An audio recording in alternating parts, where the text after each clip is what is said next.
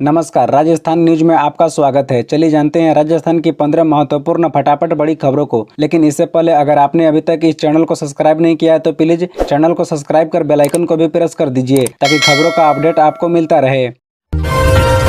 सचिन पायलट खुद हाईकमान है, उन्हें मैं क्या कहूं, ऐसा क्यों बोले अशोक गहलोत।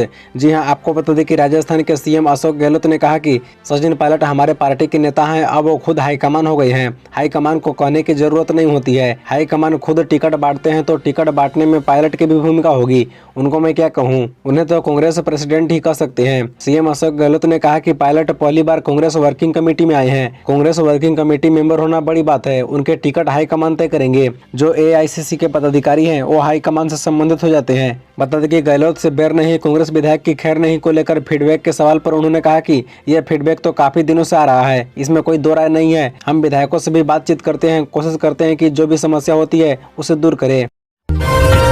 मालपुरा, सुजानगढ़ और कुचामन सिटी समेत राजस्थान में अब 53 जिले आचार संहिता से पहले गहलोत ने 3 और बनाए। जी हां, आपको बता दें कि राजस्थान के मुख्यमंत्री अशोक गहलोत ने आचार संहिता लगने से पहले 3 नए जिलों की घोषणा की है, मालपुरा, सुजानगढ़ और कुचामन सिटी। सीएम अशोक गहलोत ने ट्वीट कर कहा, जनता की मांग एवं उच्च स्तरीय समिति की अनुशंसा के अनुसार राजस्थान में 3 नए जिले और बनाए जाएंगे। अब 53 जिलों का होगा राजस्थान। आगे भी उच्च स्तरीय समिति की सिफारिशों के मुताबिक नामांकन आदि परेशानियों को दूर किया जाता रहेगा। बता दें कि कुछ महीनों में डिंडवाना कुचामन जिले को 2 भाग में बांट दिया गया है। डिंडवाना कुचामन पहले नागौर जिले में आते थे। इसके साथ ही चूरू से सुजानगढ़ और टोंक से मालपुरा को अलग करके नए जिले बनाए जाएंगे। वसुंधरा राजे को सरदापुरा से चुनाव लड़ाने पर अशोक गहलोत। बता दें कि राजस्थान में मुख्यमंत्री अशोक गहलोत ने कहा कि केंद्रीय मंत्री राजेंद्र सिंह शेखावत को सरदापुरा से बीजेपी टिकट देती है तो ये उनकी पार्टी का मामला है, जबकि सरदापुरा से वसुंधरा राजे को बीजेपी टिकट देने के सवाल पर सीएम गहलोत ने कहा कि वे अगर सरदा शहर से चुनाव लड़ती है तो इससे बड़ा हमारा सौभाग्य क्या होगा। पूरे देश के अंदर राजस्थान की चर्चा होगी। मेरा मानना है कि वह अगर सामने खड़ा होती है तो हम दोनों पूरी कंट्री में चर्चा में आ जाएंगे। इसी बहाने राजस्थान चर्चा में आ जाएगा। जो मैं कहता हूं कि राजस्थान पर देश भर में डिबेट होनी चाहिए। कैश, शराब और ड्रग्स, चुनाव से पहले राजस्थान में 125 करोड़ की बरामदगी। बता दें कि राजस्थान में विधानसभा चुनाव से पहले पुलिस और दूसरी एजेंसियों ने बड़ी मात्रा में कैश, शराब और ड्रग्स जैसे पदार्थ की बरामदगी की है। दूसरे राज्यों से लगते इलाकों और अंतर्राष्ट्रीय सीमा वाले क्षेत्र में 125 करोड़ रुपए के ड्रग्स, कैश, नारकोटिक्स, शराब और मुक्त बांटे जाने वाले उपहार बरामद किए गए हैं। राज्य चुनाव आयोग के मुताबिक पिछले 1 महीने में यह बरामदगी की गई है। बता दें कि डेटा के मुताबिक 30% सामान पिछले 1 सप्ताह में ही बरामद किए गए हैं। इससे पहले मुख्य चुनाव आयुक्त राजीव कुमार ने 1 अक्टूबर को प्रेस कॉन्फ्रेंस में कहा था कि आयोग ने शराब, नकदी, मुक्त उपहार और ड्रग्स की दूसरे राज्यों और अंतर्राष्ट्रीय सीमा पार से होने वाली आपूर्ति को रोकने के लिए कई कदम उठाए हैं। आरपीएससी की तर्ज पर राजस्थान कर्मचारी चयन बोर्ड में भी 5वें विकल्प का सिस्टम लागू। जी हां, आपको बता दें कि राजस्थान कर्मचारी चयन आयोग ने आगामी भर्ती परीक्षाओं को लेकर महत्वपूर्ण नोटिस जारी किया है।